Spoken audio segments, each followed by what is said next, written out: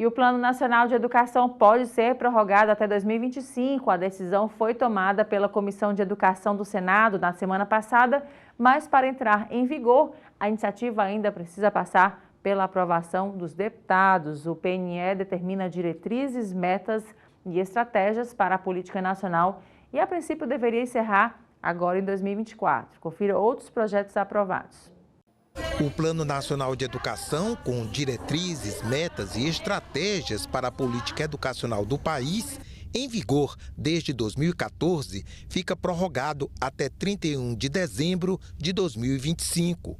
O projeto inicial previa que a prorrogação se estenderia até 2028, mas acolhendo emenda proposta pela senadora Tereza Leitão, o relator propôs a vigência até o fim do próximo ano, na expectativa de que o governo encaminhe o quanto antes proposta de novo plano. O importante é que haja uma discussão, um debate, a fim de que se evitem assodamentos, bem como um eventual vácuo, um vazio normativo. Esse nós temos que andar rápido, lutar com a Câmara, ter o apoio do governo para evitarmos, que representará a ausência de norte, de uma bússola para a educação nacional. A minha preocupação é a lei de responsabilidade educacional.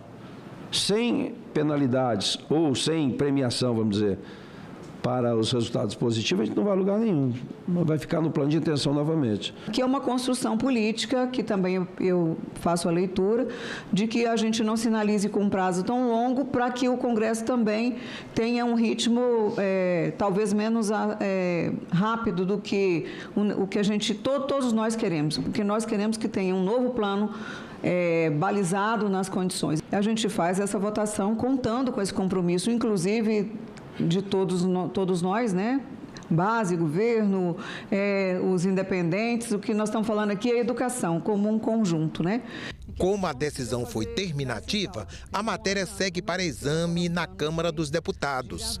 A comissão aprovou ainda projeto que institui 19 de dezembro como Dia Nacional da Aromatologia e da Aromoterapia, ciência que estuda e o tratamento que envolve óleos essenciais extraídos de plantas aromáticas e medicinais. Outro projeto aprovado reconhece o cristianismo como manifestação cultural nacional. E ainda o projeto que regulamenta o intercâmbio estudantil internacional. Uma das novidades é a equiparação no ensino superior desse intercâmbio ao estágio, caso esteja previsto no projeto pedagógico do curso. O intercâmbio de estudantes entre instituições brasileiras e estrangeiras contribui para o estreitamento dos laços de cooperação entre as diferentes instituições e entre os diferentes países. É de suma importância que as instituições de nível superior tenham a capacidade de atrair estudantes de fora do país e também possam enviar seus estudantes para fora do Brasil, já que a diversidade é fundamental no ambiente universitário. Falando em economia, no mês passado, representantes dos governos do Brasil e da China realizaram aqui em Fortaleza um encontro para discutir as oportunidades entre os dois países. Sobre esse assunto, eu converso com o advogado Igor Gonçalves. Igor, obrigado pela sua presença. Eu que agradeço o convite, Alain. Falando desse momento de encontro, né, de parceria, de estreitar os laços, né, entre Brasil e China, o que a gente vê de potencialidades nesse sentido que seja benéfico, né, que seja bom, produtivo para os dois países? Bom, o Ceará e a China, né, eles conseguem explorar sinergias e interesses muito semelhantes, digamos assim, né? Então, a China, enquanto uma grande potência econômica mundial, ela sempre tem que estar próxima do nosso radar, sobretudo quando a gente fala em processos de internacionalização. E essa é uma pauta extremamente estratégica aqui para o nosso estado, né, vendo aqui os mercados que a gente tem a ambição de conseguir desenvolver. Então, se nós falarmos, por exemplo, de energias renováveis, que o Ceará ele tem um protagonismo histórico, né, dentro desse setor, a China, hoje em dia, ela é a maior produtora, exportadora de equipamentos para painéis solares. Então, isso é algo que a gente não tem como escapar, digamos assim. Essa proximidade ela é absolutamente relevante se a gente considerar toda essa estratégia e esse objetivo mesmo de inserir o Ceará dentro de um contexto de negócios internacionais e aproveitar as vantagens competitivas que a China pode estabelecer, inclusive, né, na venda de produtos deles para o mercado cearense. Pois é, nessa ótica aí das energias renováveis, a gente vê o Ceará também muito em alta, né, com a localização privilegiada, né, os nossos ventos, o nosso sol, né, que ajuda demais. E é um olhar atento que a China tem sobre isso também, é isso? Sem dúvida. A China ela tem uma característica de posicionamento de mercado, né, a nível global muito ostensiva. Então, tende a ir para onde os investimentos, para os setores em que os investimentos eles têm essa tendência de se encaminhar. E hoje em dia, a pauta de energia ela é extremamente relevante a um nível de comunidade internacional mesmo. E o Ceará ele tem um destaque, né? Ele está sobre os olhares do mundo por todas as questões que nós temos aqui de complementaridade, né, de estações, tanto de sol como de vento, enfim. Nós temos reunidos aqui condições geográficas e climatológicas que favorecem muito o desenvolvimento desse mercado, tanto de geração eólica e solar, como até do nosso projeto de criação do hub de hidrogênio, né, que é aí uma nova promessa que agrega esse selo de sustentabilidade que é tão exigido hoje em dia em mercados exteriores, que tem um nível maior de maturidade até para esse tipo de questão. Então, a China ela não deixa isso passar despercebido. E a gente tem visto cada vez mais uma procura aqui no Ceará de uma aproximação dos nossos mercados. Igor, e para falar em investimento, né, quando a gente fala em investimento, e sobretudo nessa área de energia renovável, a gente fala também com relação à geração de empregos, capacitação de mão de obra, né? É necessário ter esse olhar também, né?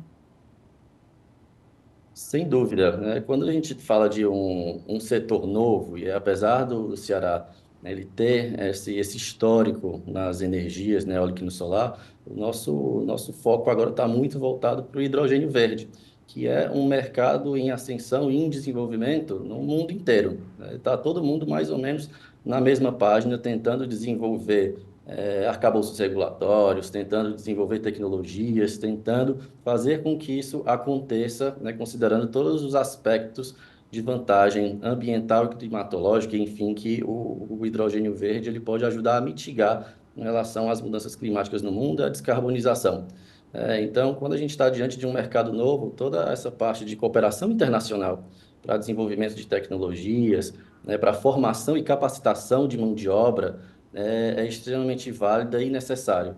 O Brasil ele tem, inclusive, até uma legislação protecionista nesse aspecto, sobre a perspectiva imigratória. Existem algumas regras com relação à quantidade de mão de obra estrangeira que você pode contratar, alguns tipos de visto, por exemplo, eles têm um viés duplo, que o estrangeiro vem para desenvolver as atividades, mas também precisa desenvolver um plano de treinamento para a mão de obra local. A gente já viu isso aqui outras vezes, de outros mercados que a gente não tinha essa expertise, como na questão da siderurgia, e devemos passar por isso novamente, agora com o hidrogênio verde.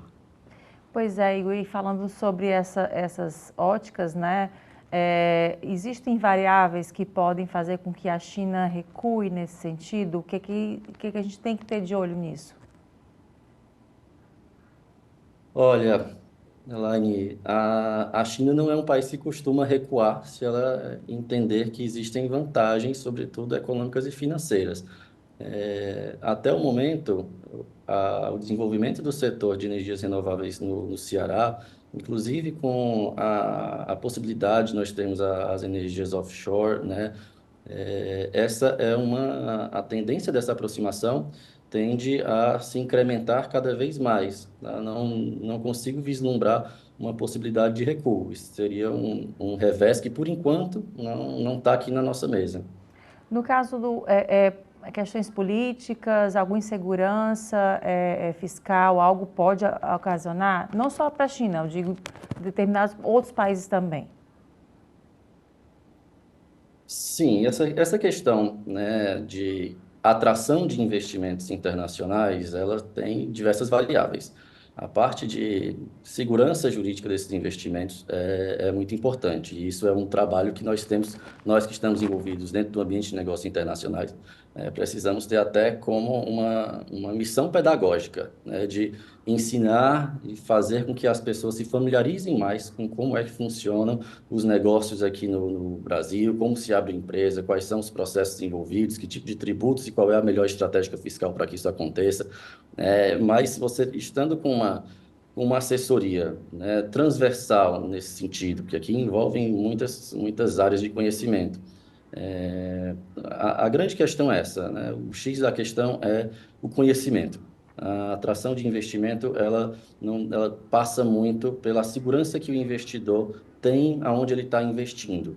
E é claro que sempre vão ter riscos, mas o ponto é você conhecer os riscos que é a chave principal. O desconhecido é que acaba sendo um problema. Então, na medida que você está familiarizado, sabe onde está pisando, né, sabe quais são os riscos que você está querendo escolher e colocando ele como uma variável no seu negócio, tudo tende a caminhar de uma forma muito mais, num ritmo muito melhor. Pois é, Igor, e aí a gente tem essa perspectiva boa de o hidrogênio verde aqui no estado, né? Os protocolos de intenção, a gente espera que eles de fato aconteçam, né? E cada um que for assinado é algo que a gente não consegue nem mensurar, né? Do quão isso vai modificar tudo aqui no estado, né? Toda a realidade, digamos assim, né? Não, sem dúvida. Os protocolos de intenção, eles são documentos ainda um tanto preliminares, né? Eles estabelecem só, basicamente, o interesse entre as duas partes em conhecer melhor, mas nós já temos algumas plantas, né, alguns projetos que já estão num grau maior de maturidade para implantação. E existem outras tantas frentes de trabalho vendendo o Ceará aí pelo mundo. Eu voltei agora do Canadá, estava até semana passada numa missão com uma delegação cearense que foi a província da Nova Escócia abordar dentro de uma missão no âmbito da economia do mar, da Blue Economy, né, que é uma agenda bastante transversal e que se correlaciona diretamente com a questão das energias renováveis, as offshores, as plantas de dessalinização. Então, nós temos sim na mão uma oportunidade de conseguir aproximar nesse momento o Ceará com o mundo, se aproveitando de todo esse apelo que existe hoje em dia dentro dessas agendas de sustentabilidade, de economia do mar, de energias renováveis, que é um setor tão promissor, né, e essencial para o desenvolvimento de qualquer país. Então, sem dúvida, né, esse é um bom momento para a gente tentar fomentar mais a inserção do Ceará dentro do mercado global. Além da China, quais são os outros países que também estão em tratativa, um olhar para cá, para o Ceará, naquela paquera, naqueles já investimentos com relação ao que a gente tem? Bom, se nós pegarmos a pauta de hidrogênio verde, por exemplo, nós temos como talvez uma das que esteja mais avançada, né, na desenvolvimento do projeto, isso é informação pública, é a Fortescue, que é uma empresa australiana.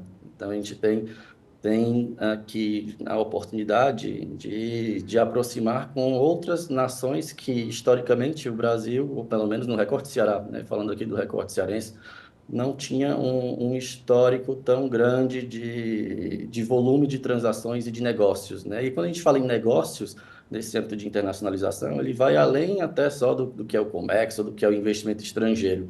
A aproximação entre duas regiões, né? E aí, usando aqui a frente de trabalho que for possível, seja acadêmica, seja cultural, né? Você acaba criando, né, conexões que possibilitam, né, a geração de negócios. A gente sempre fala isso aqui, né, que atrás de todos os CNPJ sempre tem CPFs.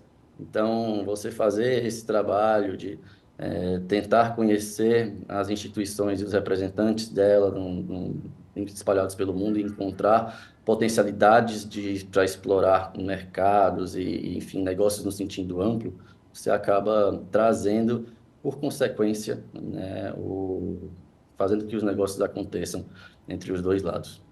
Pois é, e aí nesse sentido também, a gente vê também a tecnologia da China para cá, né? Tecnologia da área de saúde, né? Que tem, o governo tem um olhar voltado para isso também, né? A China, ela é uma grande potência na parte de tecnologia, né? E o grande diferencial dela é que ela tem não só o know-how, mas ela tem preços bastante competitivos. Isso é a vantagem e a desvantagem de você acabar negociando com a China, porque você concorrer em preço com ela é bastante complicado. Mas, por outro lado, né, tudo isso são variáveis de uma grande equação que você tem que medir aqui para ver se o saldo final fica positivo ou negativo. A importação, a aquisição de tecnologia a um preço mais baixo, ela é extremamente importante para que você desenvolva uma cadeia de negócios, uma cadeia industrial, enfim, né? Não existia muita essa ideia no passado de que a balança comercial ela precisa ser favorável para que isso é um indicador absoluto do sucesso de uma economia, e hoje em dia isso já caiu por terra. Enfim, faz muito sentido que você consiga ir para fora, comprar equipamentos mais baratos, tecnologia mais barata, para trazer para cá e, a partir daí, desenvolver o seu parque industrial, desenvolver o seu mercado com preços mais competitivos e dando mais competitividade, né, no fim da linha aí da sua cadeia. É isso, Igor. Muito obrigada mais uma vez pela conversa e até uma próxima oportunidade. Eu que agradeço, estou à disposição. Obrigada. E agora é o intervalo. A gente volta em instantes com mais destaques. Não sai daí, não.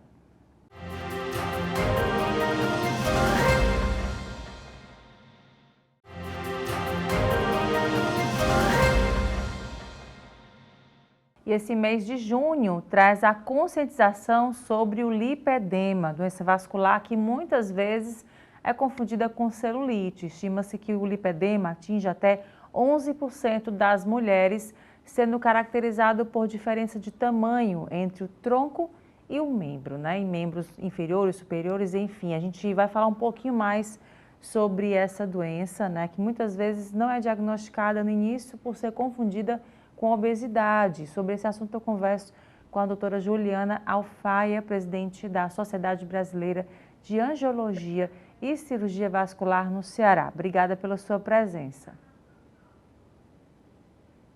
Olá, tudo bom? Obrigada pelo espaço para a gente poder conversar sobre um assunto tão relevante na atualidade, né? Pois é, doutora, a gente falando sobre lipedema, né? Como é que essa doença se caracteriza, né? Em que fase da vida ela se apresenta na mulher? Então, primeiramente é isso, né? Ela não quer dizer que homens não possam ter, mas ela é muito mais prevalente em mulheres por conta de estar ligada à produção de um hormônio chamado estrogênio, né? Que somos nós mulheres que fabricamos. Ela tem 3 momentos na vida que ela pode ocorrer, que é quando a gente tem os distúrbios hormonais, digamos assim, os picos hormonais, né? Que é ou na primeira menstruação da mulher, né? Que a gente chama de menarca, ou quando a mulher está naquela fase que ela está tendo os filhos, né? Está passando de uma gestação para outra, ou então quando ela começa a ter o declínio da função ovariana, que é no começo da menopausa. Então, a gente tem uma desproporção, digamos assim, um acúmulo de células gordurosas mais localizado nas extremidades, seja em braços ou em pernas, dependendo do estágio que a paciente se encontra de lipedema. E aí a gente vê que são 2 pessoas diferentes, né? O tronco, ele é pulpado e as extremidades a gente vê que tem uma discrepância muito grande em relação ao tronco. Além da história familiar também, quando a gente vai buscar informações para o paciente, normalmente tem outras pessoas na família que possuem um biotipo físico bem parecido. Agora isso, como a senhora falou, né? É hereditário mesmo? Nossa mãe teve, a avó, enfim, segue essa sequência? Exatamente. Assim, não necessariamente nessa sequência de mãe, avó, mas você pode ter primas, pode ter tias, né? Até parentes um pouco mais distantes, que quando a gente vai investigar, tem talvez não a mesma queixa, porque como a gente não tinha muito acesso à informação antigamente, apesar de o diagnóstico do lipedema já ser um diagnóstico antigo, mas não muito comentado como na atualidade.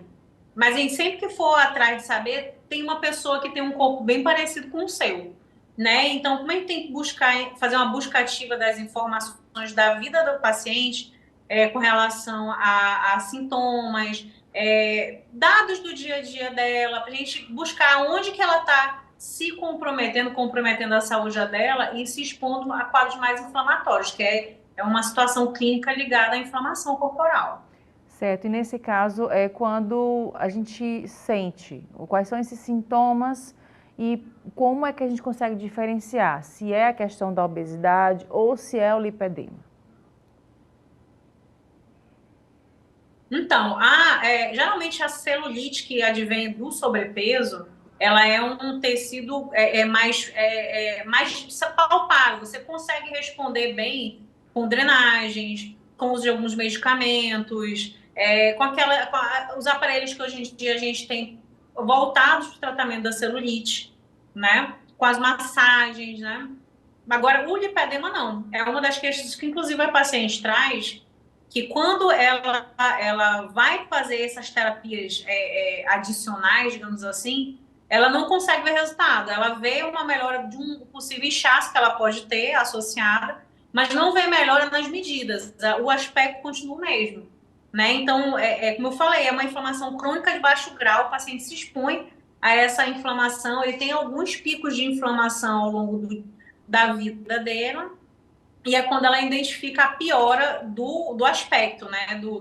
Do acúmulo do tecido gorduroso, aquele aspecto de perna assim, muito cheia de elevações, de desníveis, né? E aí a gente vê essa falta de resposta ali a uma terapia simples com um processo de drenagem, né? Mas então o que reforça que a gente precisa de uma terapia específica para o tratamento de cada paciente, né? É um tratamento muito à la carte, é muito personalizado para cada um.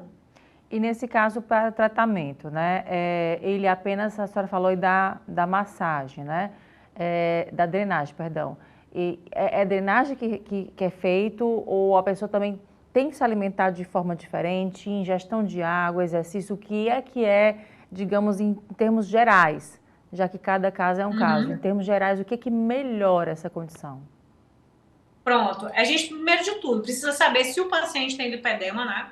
Porque hoje é um boom de informação. Então, tem muita gente que acaba achando que tem lipedema e, na verdade, não tem. E muitos também que nem sabem do que se trata e tem lipedema e estão aí sofrendo ainda, rodando sem um diagnóstico, né? A gente tem que fazer o diagnóstico, classificar o paciente, qual é o estágio que ele se encontra. Se o estágio que ele se encontra é factível só de tratamento clínico, que é uma mudança de estilo de vida, né? Tem alguns pacientes que estão no zero, são sedentários, não tem uma boa alimentação, não tem uma boa higiene de sono. E aí tem aqueles que já estão na jornada da vida saudável, eles já estão percorrendo a jornada, só que eles precisam otimizar essa jornada, né? Esse tratamento clínico ele é feito multidisciplinar, a gente não é só o médico, a gente conta com a ajuda de outros profissionais, como fisioterapeutas, dermatovasculares, nutricionistas, educadores físicos. E se o paciente se encontra num estágio mais avançado, o tratamento cirúrgico do lipedema ele é indicado. Mas ainda assim a gente tem que tirar o paciente do quadro de inflamação e preparar ele para um procedimento cirúrgico. E aí, nesse sentido, doutora, você falou que as mulheres sentem mais, né? Os homens também. Os homens sentem determinadas partes diferentes da mulher? Como é que isso é localizado? Bom, normalmente a história natural do lipedema é cometer mais os membros inferiores. Ele é mais proeminente nos membros inferiores, mas não quer dizer que nos membros superiores você não possa ter. Existe uma pequena parcela de homens que podem ser acometidos, né? Quando o homem ele tem uma deficiência na produção de testosterona, que é o hormônio masculino, então ele consegue desenvolver um aspecto corporal muito parecido com o da mulher, aquele aspecto curvilíneo. Porque o corpo do homem ele é mais reto, né? Ele não tem tantas curvas quanto o da mulher. Isso é por efeito hormonal.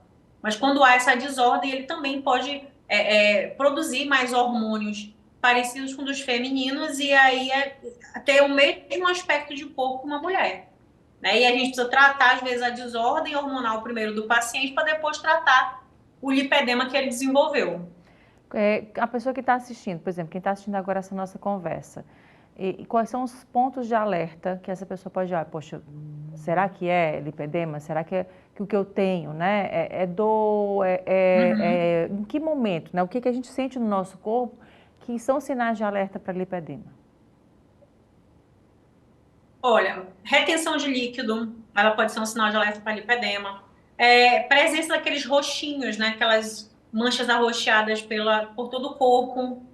O toque é sempre mais sensível, né? Quando a gente vai pegar assim, na pessoa e fazer nem que seja uma pequena pressão contra a pele da pessoa, ela já sente muito dolorida, né? A própria desproporção corporal, né? O paciente vê que ele tem uma proporção corporal no andar superior, digamos assim, de uma forma, e da cintura para baixo é completamente diferente, né? Você vê que tem ali, você tenta comprar roupas de um número é menor em cima e é maior embaixo, né? Então são pequenas coisas que a pessoa vai notando aí no seu cotidiano que ela vê que não está muito certo, não condiz muito com o que seria o normal, entre aspas, né? Porque visto que cada um tem um biotipo físico, então não existe um padrão de corpo, não existe um padrão físico, existe um padrão que cada um apresenta. Você pode ser a sua melhor versão dentro daquele padrão físico que você apresenta. E nesse caso existem alimentos que potencializam isso? Você falou da retenção, né? Beber muita água ajuda, a prática do exercício, e no caso é aeróbico, musculação, o que dá uma amenizada, digamos, nisso? O principal exercício que a gente visa é o exercício anaeróbico. Existem trabalhos científicos que já mostraram que o efeito do exercício anaeróbico, no caso da musculação, ele é muito maior quando a gente vai fazer substituição de tecido gorduroso por tecido magro, né? Por tecido magro, seja músculo, densidade óssea, né? Então, a musculação, ela é um exercício mais assertivo para o objetivo que a gente quer. A gente faz alguns arranjos associados a uma dieta mais adequada, com alimentos menos inflamatórios e baseado na quantidade de exercício, no volume, na duração, na intensidade e nos horários que o paciente pratica também. Tem que ajustar isso aí tudo bem direitinho com a alimentação dele. E a senhora falou dos alimentos inflamatórios. Quais seriam esses? Olha, massas, todos aqueles alimentos, eu não vou especificar, mas todos aqueles alimentos que quando a gente ingere, primeiro, eles são os mais difíceis de digestão. Segundo, quando no final do metabolismo deles eles virarem gordura ou açúcares, esses alimentos são mais inflamatórios, né? Então, não que você não possa comer, a gente precisa de todas as classes de alimentos, mas tem que comer nas devidas proporções e para cada caso específico. Tem paciente que tem só lipedema, tem aqueles pacientes que têm lipedema e também um sobrepeso. Então, a gente tem que trabalhar com o que o paciente apresenta e colocar metas, né? Metas de tratamento. Então, visando um tipo específico de exercício anaeróbico associado a uma quantidade de calorias de acordo com o volume de treino que o paciente consegue executar semanalmente, né? E aí, nesse caso, a senhora falou também que nessas fases da vida com relação à mulher, né? Para a mulher que ela já está naquele período climatério, menopausa, isso também se apresenta. O lipedema, ele pode aparecer em outros locais que antes não aparecia, ou não, naquele corpo ele vai aparecer naqueles locais. Isso, perfeito. Naquele biotipo físico, ele vai se manifestar naqueles locais. Agora, como eu falei, ele depende de cada época de cada década, digamos assim. Cada década de vida, ela tem uma apresentação diferente para o organismo da mulher, né? A gente sabe que as mulheres perdem musculatura mais rápido que os homens. Então, já é indicado, mesmo sem ter lipedema, que a gente faça a reposição através de alimentação e de exercícios físicos que promovam o aumento da massa muscular, né? Então, vai influenciar a que tipo de rotina que ela está se condicionando. Se ela tem uma rotina mais fisicamente ativa, se ela está totalmente sedentária, em que época da vida ela está, se ela já teve alguma doença que debilitou ela e diminuiu mais a massa muscular. Então, tem vários fatores ali que a gente vai coletando na história do paciente, tentando ajustar. A ingestão de bebida alcoólica e também a utilização de cigarro, vape, enfim, né? Isso a gente sabe que é um malefício mesmo para o nosso corpo, né? A gente está colocando só, digamos, o que não presta para dentro do nosso corpo, né? Que é o nosso templo, devia estar cuidando dele. Isso. Na questão do lipedema, esses pontos específicos, né? Bebida alcoólica e cigarro, como é que eles afetam a saúde dessa pessoa? Eles pioram, né? A gente, assim, normalmente as pessoas elas já ficam mais inchadas quando elas fazem ingesta de bebida alcoólica, né? Elas inflamam mais os vasos quando fazem o uso de substâncias como o tabaco, né? Então, assim, é maléfico para todo mundo, e especialmente no pessoal que tem lipedema. Porque o lipedema é uma situação clínica ligada à inflamação. Então, se você está fazendo uso de substâncias que te inflamam mais, então, se você normalmente, sem estar na vigência da inflamação, já tem sintomas, todos esses sintomas eles são atenuados durante o uso dessas substâncias, né? Para quem tem lipedema nas pernas, aumenta o número de varizes, pode aumentar isso daí, consequentemente a dor?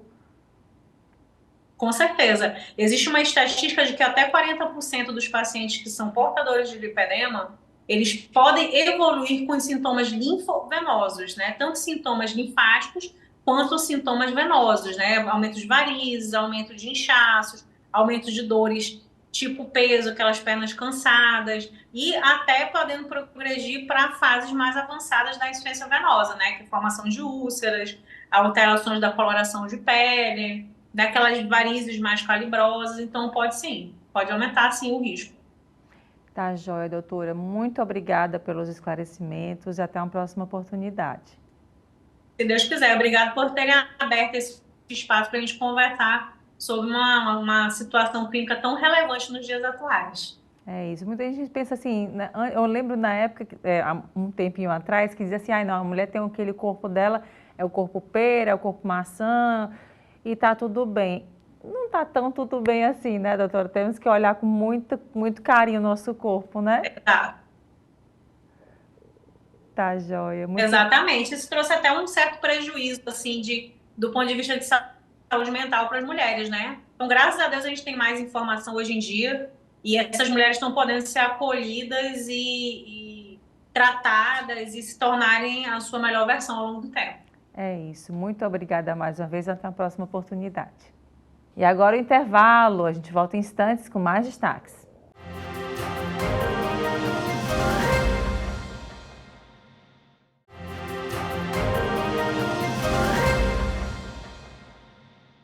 E o FIEC Summit 2024 está com inscrições abertas para a edição deste ano, que acontece nos dias 12 e 13 de agosto no Centro de Eventos do Ceará. A gente sabe mais detalhes agora com Constantino Frati, coordenador do Núcleo de Energia da FIEC. Ele esteve aqui na TV Otimista. Acompanhe. Constantino, muito obrigada pela sua presença aqui com a gente no Destaques. Está chegando o FIEC Summit, né? E como é que está atualmente essa expectativa para essa programação agora já pertinho, né, em agosto? Bom, primeiro, Elaine, é um prazer estar aqui contigo, né? Muito bom, e especialmente divulgando um evento desse que realmente merece ser, vamos dizer assim, assistido presencialmente ou virtualmente por um grande público, né? Porque ele acrescenta uma grande oportunidade para o estado do Ceará, para o Nordeste e para o Brasil em geral. O evento está realmente sendo estruturado, essa programação está bem avançada, os convites para os palestrantes estão realmente disparados e nós estamos aguardando as confirmações e à medida que elas forem chegando, nós vamos divulgando aqueles que realmente estão aderindo ao evento. E eu sei que tem muita novidade preparada, né? O que é que você já pode contar para a gente das temáticas, dos assuntos que vão ser abordados? Olha, eu diria para você que um dos principais itens da programação é o avanço dos projetos que estão sendo desenvolvidos no Ceará. Então, existe um painel dos investidores, né, e seus investimentos locais aqui no Ceará, que vai realmente mostrar a pujança de cada um desses projetos e o estágio em que eles estão. Isso realmente gera para o estado do Ceará uma grande novidade e a gente aguarda isso com muita expectativa. E nesses projetos, são da área hidrogênio verde, logística, o que a gente tem nesse setor? Como é que está atualmente isso, nessas discussões aqui no estado? Olha, eu te diria o seguinte, realmente os projetos eles são relativos aos investidores, não apenas aqueles que irão produzir aqui o hidrogênio e a amônia para exportação, mas nós hoje estamos desenvolvendo projetos, inclusive já estudando projetos para o mercado interno, que é muito importante termos em vista que o hidrogênio e os seus derivados também têm aplicações locais e desenvolverão tremendamente essa indústria local. Além disso, né, existem vários investimentos na infraestrutura. E aí eu me refiro ao suprimento de água, ao tratamento e ao suprimento de água para o complexo do PECEM, de tal forma que essas empresas possam ter a água necessária para o processo de eletrólise, que é o processo que vai produzir o hidrogênio.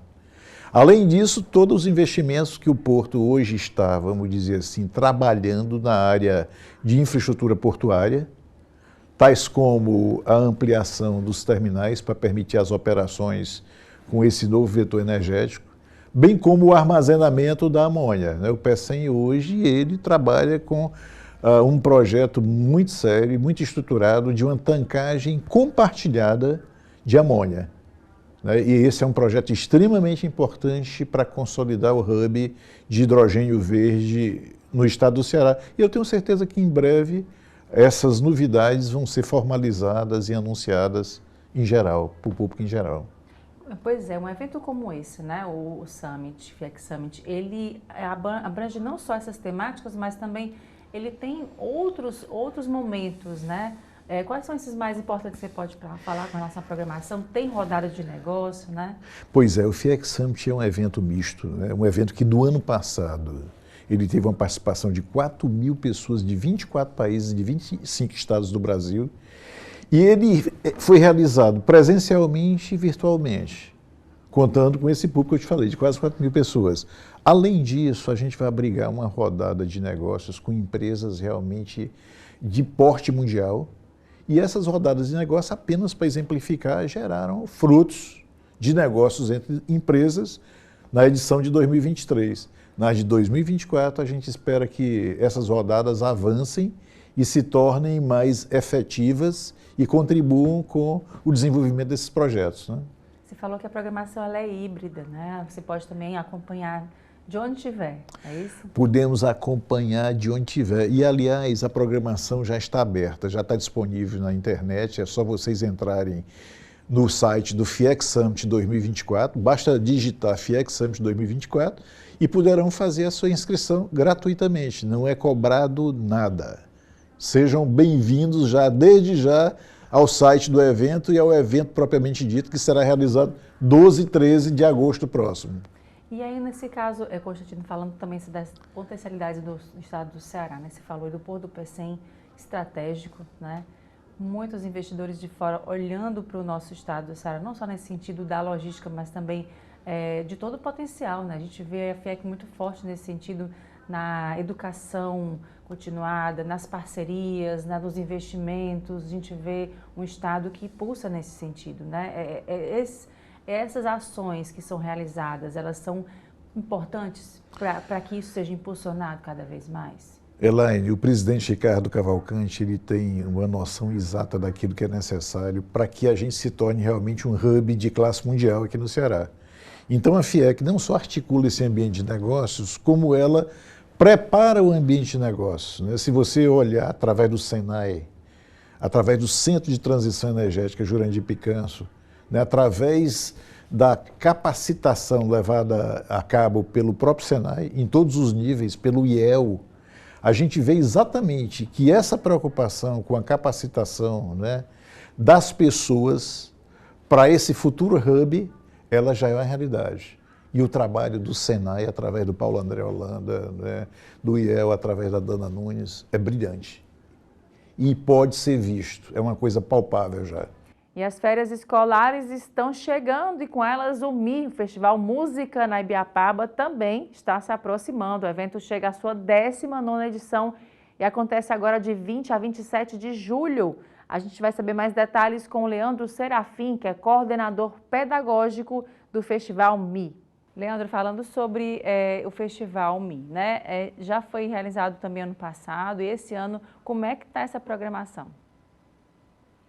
Então, nós estamos na 19ª edição, neste momento com as inscrições abertas até dia 12 e esperando receber 700 alunos na cidade de Viçosa entre os dias 20 e 27 de julho. E nesse caso, como é que estão sendo as inscrições? O que é necessário fazer? Certo. O festival ele tem uma série de áreas contempladas nas oficinas. Nós temos aí para arte educadores, acessibilidade e música, produção musical, instrumentos, canto, regência, enfim, tudo isso está disponível no mapa cultural do estado do Ceará. Você pode acessar lá, vai ter o livreto com todas as oficinas e o acesso ao formulário de inscrição. Você deve atualizar o seu mapa cultural e preencher o formulário escolhendo aí as suas oficinas preferenciais. São quantas oficinas que fazem parte da programação e quais são as temáticas? Nós temos ao todo 68 atividades na programação pedagógica do festival, né? Então nós vamos ter aí essas atividades divididas durante o dia entre oficinas principais, práticas de grupo e oficinas optativas, acontecendo aí das 8 às 10h30 da manhã, 10h45 às 12h, 2 às 16h30 e 16h45 às 18h. Então, você pode fazer até 4 atividades formativas por dia durante o festival, durante 5 dias do festival. E tem limite de idade? Como é que é feito esse controle? O festival é direcionado a alunos maiores de 16 anos de idade, né? Existe uma oficina na cidade que é realizada para crianças, mas a inscrição aberta para todos, ela é para maiores de 16, sem limite máximo de idade. Leandro, como é que é trabalhar essa questão da música, né, do ensinar para esses alunos? Acredito que daí, né, vem vários talentos, né, que já existiram, faltou só aquele empurrãozinho, né, para seguir adiante e voar, né? Como é que para vocês que organizam isso, esse retorno, né, ver muitos deles iniciando, né, a partir daí voando também? Exatamente. O Festival Mi, ele tem um propósito de qualificação da formação, então ele está na 19ª edição, para a 19ª edição, e aí nesse histórico de formação, de qualificação dessa formação, muita gente aí já passou ao longo desses 19 anos, e é muito bacana poder oferecer dentro deste evento a oferta de cursos com professores maravilhosos, tanto do estado quanto de outros estados, inclusive esse ano um professor internacional da Alemanha que estará aqui conosco. Então, essa possibilidade de oferecer uma qualificação a músicos e outras pessoas que trabalham nessa área, seja acessibilidade, produção, é algo incrível e com certeza isso contribui e já contribuiu em muito com a formação e qualificação da música no estado do Ceará, principalmente em relação à música popular. O Festival Mi, ele tem um foco, um vínculo com a música popular muito forte, e isso com certeza vem aí interferindo positivamente, né, nessa formação ao longo dos anos. E sai do circuito Fortaleza, né? Expande para o estado todo, né? Isso é bom, pegar talentos que às vezes não estão aqui em Fortaleza e muitas vezes por não estarem, né, acabam ficando de fora disso, né? Esse olhar de expansão para os talentos da nossa terra, né? Exatamente. O ano passado foram cerca de 100 cidades contempladas pelo festival, né? Foram cerca de 600 alunos presencialmente lá no festival, e esses alunos eram oriundos de 100 cidades do estado. Então, de fato, o festival ele descentraliza um pouco essas atividades formativas que normalmente estão mais acessíveis aqui em Fortaleza, enfim, na capital e região metropolitana. Então, o festival também tem esse propósito, né, de poder oferecer ao público dos mais diversos locais do estado, regiões do estado. Agora, com relação, para quem está assistindo, né, para entender um pouco, é um momento de... os alunos fazem esses cursos, essas oficinas de forma gratuita, essa seleção, o que ela leva em consideração? Certo. Os alunos, ao se inscreverem, eles podem optar, inclusive, a inscrição é gratuita, e eles podem optar, inclusive, de dizer se tem interesse de receber a hospedagem em escolas da região e a alimentação. Então, nós teremos, nesse ano, 700 vagas e 500 vagas com alimentação e hospedagem, inteiramente gratuitas para os alunos. Então, de fato, o festival, ele, além de oferecer as oficinas, ele oferece a condição de pelo menos 500 pessoas receberem esse suporte adicional lá na cidade de Viçosa. Agora, nesse sentido também, vocês contemplam pessoas com deficiência? Como é que é a questão da inclusão nesse festival?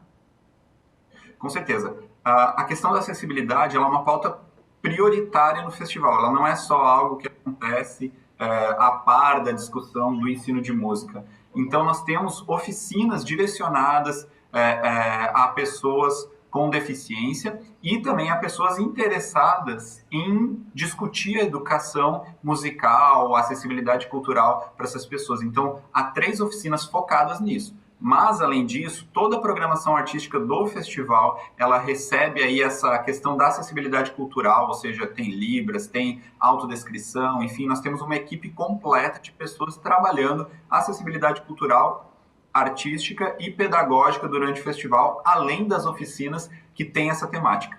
Leandro, mas não é só apenas curso, digamos assim, legalmente falando, curso para tocar, pelo contrário, também tem gestão, né? Vocês estavam dando uma olhadinha aqui um pouquinho, vocês também vão além disso, né? De projetos, gestão, conta um pouco desse olhar mais ampliado.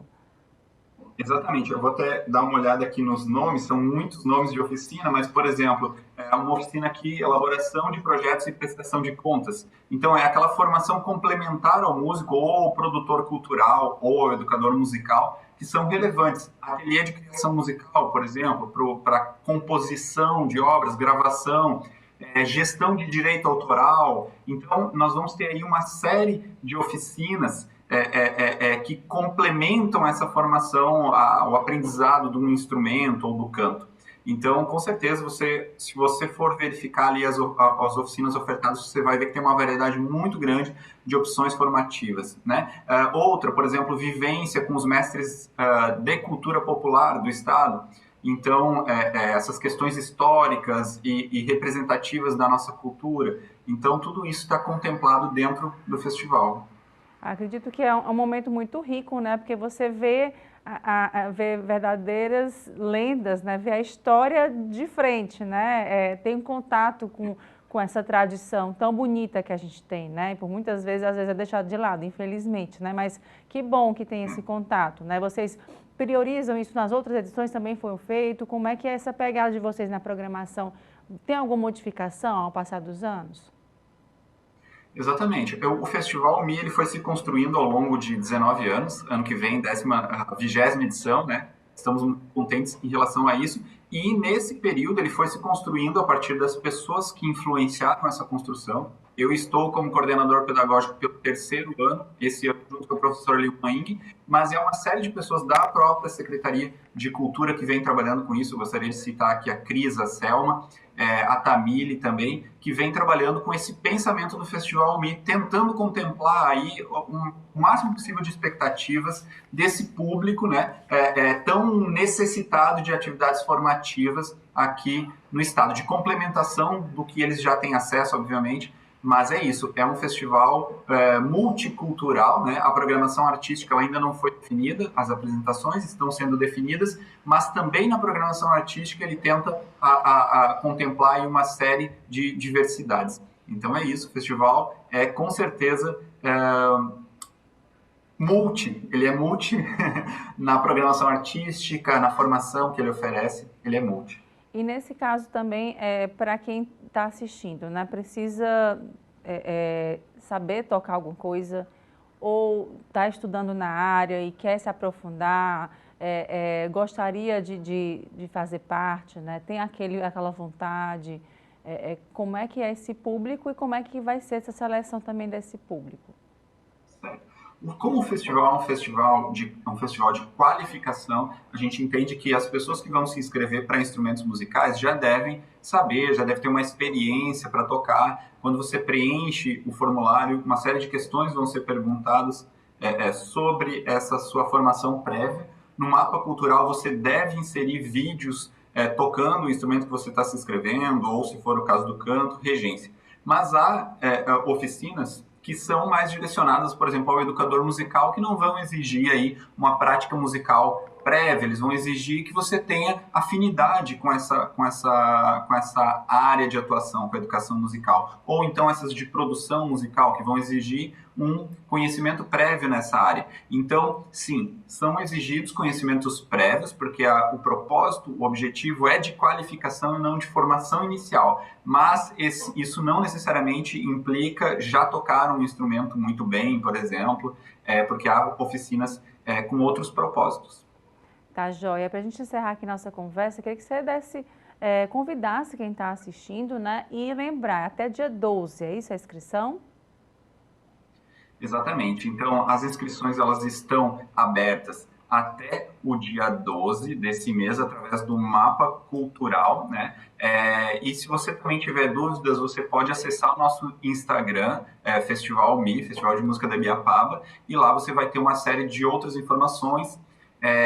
Não percam essa possibilidade, um festival inteiramente gratuito, com suporte de alimentação e hospedagem, oferecendo um quadro de professores maravilhosos aqui do estado, de outros estados e também internacional. Então, é realmente um evento imperdível para a comunidade da música, a comunidade cultural aqui do estado do Ceará. Faça a sua inscrição, não perca essa possibilidade.